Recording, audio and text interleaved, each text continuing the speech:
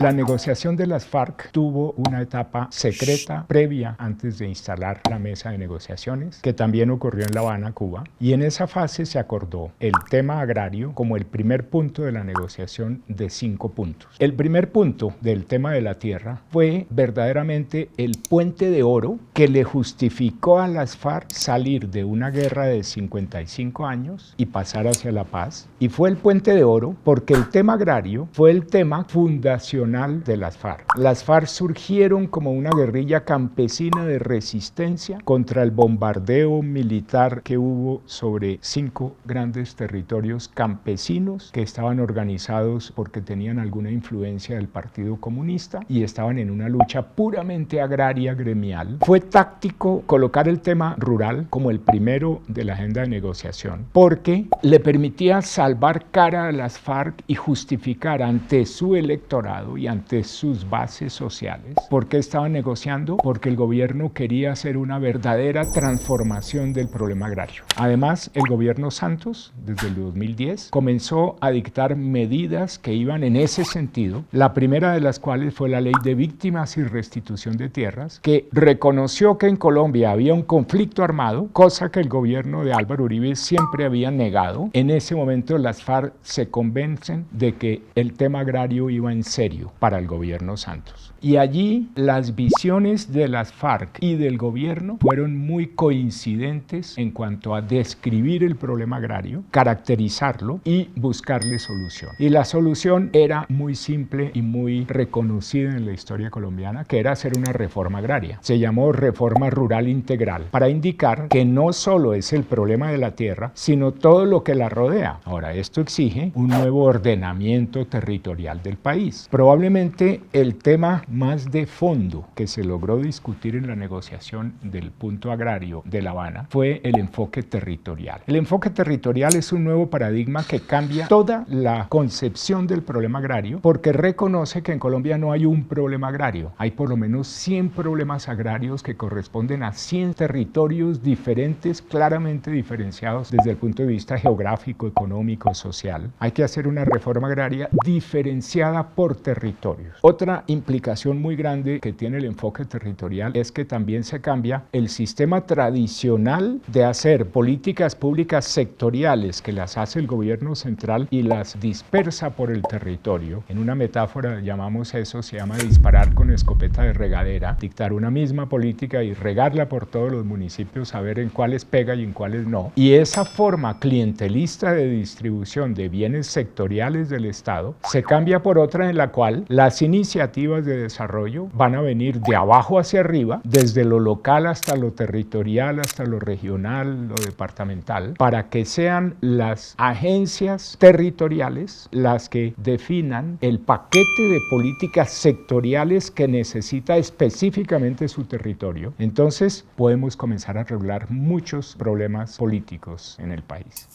La negociación del tema agrario tuvo 3 grandes resultados. Uno, la reforma rural integral, que tiene 3 componentes. Uno, el acceso a la tierra. Segundo, formalizar 7 millones de hectáreas de tierras informales. El tercer gran componente de la reforma rural fueron los planes nacionales para el sector rural. Se refiere a todas las políticas sectoriales del Estado. En segundo lugar, están en el acuerdo agrario los programas de desarrollo con enfoque territorial, PEDET, de los cuales hablaremos en una próxima entrega, que fueron como la nueva forma de organizar la reforma rural integral. Esos fueron los acuerdos fundamentales de La Habana.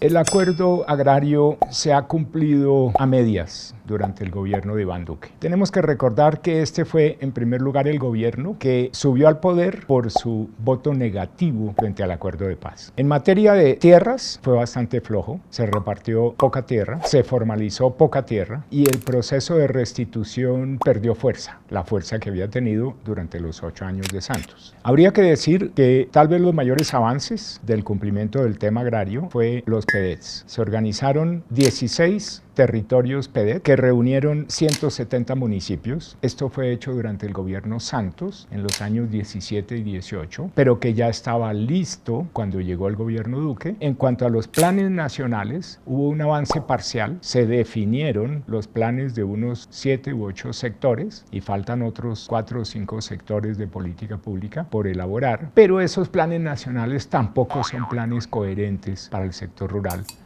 En Colombia, todos los indicadores son en contra de la población rural, de tal forma que Colombia tiene que pagar una deuda histórica, cerrar esa brecha de necesidades básicas entre la población rural y la población urbana, y el sentido final del acuerdo agrario fue, como lo llamó Sergio Jaramillo, el de lograr en Colombia una paz territorial, de tal forma que hay una correspondencia exacta entre la geografía de la guerra y la geografía de la paz, que es una paz territorial, que es la integración verdadera del territorio colombiano bajo el control del Estado. La paz entonces se entiende como un esfuerzo del Estado para ejercer el control sobre todo su territorio y eliminar controles ilegales, mafiosos o insurgentes que disminuyen y afectan los derechos y el bienestar de la población.